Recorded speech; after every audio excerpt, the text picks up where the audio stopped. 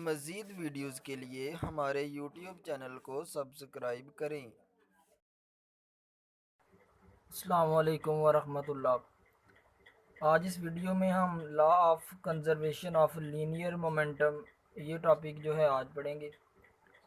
इस टॉपिक को अंडरस्टैंड करने से पहले आइसोलेटेड सिस्टम की डिफ़ाइन आती है, इसको पढ़ते हैं। A system on which no external force acts is called isolated system. Isolate का मीनिंग ही स्टूडेंट्स होता है अलग से ही, ऐसा सिस्टम जिस पे कोई एक्सटर्नल फोर्स एक्ट ना करे उस सिस्टम को क्या कहते हैं? Isolated system. For example, molecules of a gas enclosed in a glass vessel. Glass vessel में मालिक्यूल्स गैस के, वो एक आइसोलेटेड सिस्टम की एग्जांपल हैं। कैसे?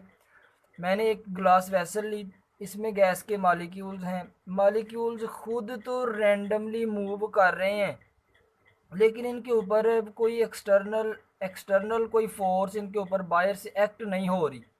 खुद ये इंटरेक्ट कर रहे हैं आपस में, लेकिन कोई एक्सटर्नल फोर्स इन पे एक्ट नहीं हो रही। इस तरह के सिस्टम को हम कहते हैं आइसोलेटेड सिस्टम।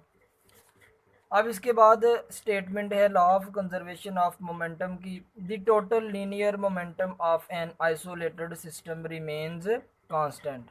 कि आइसोलेटेड सिस्टम, ये law of conservation of momentum किस केसेस में पॉसिबल होता है, किस सिस्टम के लिए ये होता है? आइसोलेटेड सिस्टम के लिए।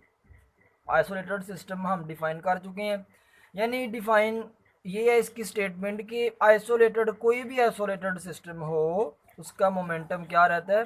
कांस्टेंट रहता है। मतलब हमने एक गन और बुलेट की एग्जांपल ली।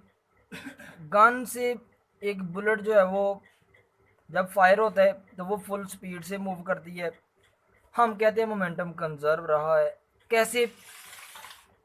गन गन का मोमेंटम इधर फाइंड करेंगे ये वाला, और बुलेट का मोमेंटम हमने ये फाइंड किया है।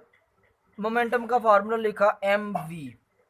गन का मैस ज़्यादा है, वेलोसिटी कम, वो कम वेलोसिटी से पीछे को रिक्वाइल करेगी, झटका खाएगी।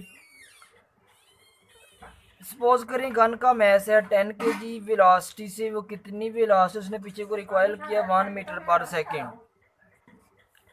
अब मोमेंटम हो गया, मैस को वेलोसिटी से मल्टीप्लाई करा 10 N/सेकेंड, गन का मोमेंटम। इसी तरह बुलेट का, बुलेट के केस में बुलेट का मैस कम है, बहुत छोटी बुलेट है, लेकिन बुलेट की वेलोसिटी ज़्यादा है। सपोज किया कि मैस 1 किलोग्राम है, वेलोसिटी 10 मीटर पर सेकेंड है। वैल्यूज पुट की, इधर भी 10 N आई, यानी गन का मोमेंटम भी उतना ही और बुलेट का मोमेंटम भी उतना ही। इससे पता चला कि मोमेंटम जो है ये ऑलवेज कंजर्व ही रहता है। यही स्टेटमेंट है।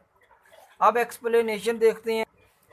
एक्सप्लेनेशन में हमने एक आइसोलेटेड सिस्टम लिया, दो बॉडीज ली, एक का मैस m1 था, दूसरी का m2। एक वेलोसिटी v1 से मूव कर रही थी, दूसरी v2 से। दोनों एक ही एक्सेस के अलॉन्ग मूव कर रही थी। बिफोर कोलिजन दोनों एक ही डायरेक्शन में मूव कर रही थी। फिर ये फिगर ड्यूरिंग कोलिजन है, जब दोनों कोलाइड करेंगी। ये फिगर है आफ्टर कोलिजन की, कोलिजन के बाद दोनों फिर उसी डायरेक्शन में। इनिशियल वेलोसिटीज़ v1 v2 थी इन दोनों बॉडीज़ की, फाइनल आ जाएंगी v1 प्राइम और v2 प्राइम। मैसेज तो सेम ही रहेंगे m1 m2, लेकिन वेलोसिटीज़ चेंज होंगी, v1 से v1 प्राइम, v2 से v2 प्राइम। हमने प्रीवियस लेक्चर में इम्पल्स वाला टॉपिक पढ़ा, F multiply T is equal to impulse is equal to change in momentum. यही फार्मूला हम इधर यूज़ करेंगे। तो इसी फार्मूला को यूज़ करते हुए हमने ये फार्मूला m1 के लिए भी यूज़ किया और ये फार्मूला m2 के लिए भी यूज़ किया। अब सबसे पहले m1 के लिए चेंज इन मोमेंटम निकालेंगे। इधर से m1 का फाइनल मोमेंटम आएगा और इधर से m1 का इनिशियल मोमेंटम। आफ्टर कोलिजन ये इधर को मूव हुआ था, ये इधर को एफ प्राइम फोर्स से, ये एफ फोर्स से, एफ की जगह F prime T is equal to final momentum m1 का m1 v1 prime minus initial momentum m1 का m1 v1, ये पुट इक्वेशन ए बन गई। फिर चेंज इन मोमेंटम स्टूडेंट्स निकाला हमने m2 का, उसके लिए m2 के केस में फोर्स F है, F मल्टीप्लाई T, इसी को देखते हुए is equal to final momentum m2 का m2 v2 prime minus minus initial momentum m2 का m2 v2, इक्वेशन बी बन गई। दोनों इक्वेशंस को हमने ऐड अप किया, इसको और इस वाली दोनों इक्वेशंस को ऐड किया, इधर पहुंच गए, ये एज इट इज़ प्लस फिर ये एज इट इज़। अब अगर हम ध्यान से देखें, इसमें इधर को एक फोर्स लग रही है, एक इधर को लग रही है, एक पॉजिटिव एक्स एक्सिस की तरफ, दूसरी नेगेटिव एक्स एक्सिस की तरफ, यानी कि ये अगर एक्शन है तो ये रिएक्शन। और हमें पता है कि ये दोनों आपस में इनकी मैग्नीट्यूड इक्वल होती है और डायरेक्शन अपोजिट होती है।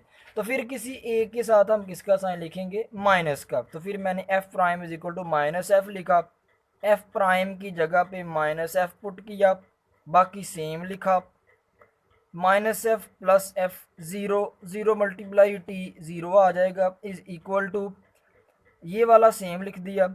फिर माइनस वाली टर्म एक ये वाली है, एक ये वाली, इनको उठा के उधर ले गए, माइनस वाली इधर आकर प्लस हो गई, माइनस वाली इधर आकर प्लस हो गई, ये वाली दोनों टर्म्स इधर ही रहीं। तो ये टोटल मोमेंटम निकल आया दोनों का, दोनों बॉल्स का बिफोर कोलिजन। ये टोटल इनिशियल मोमेंटम निकल आएगा दोनों बॉल्स का, और ये टोटल फाइनल मोमेंटम निकल आया दोनों बॉल्स का।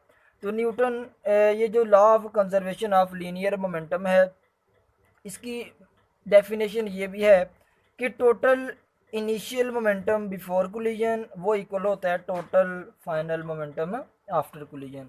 ये था आज का टॉपिक। अल्लाह हाफिज़।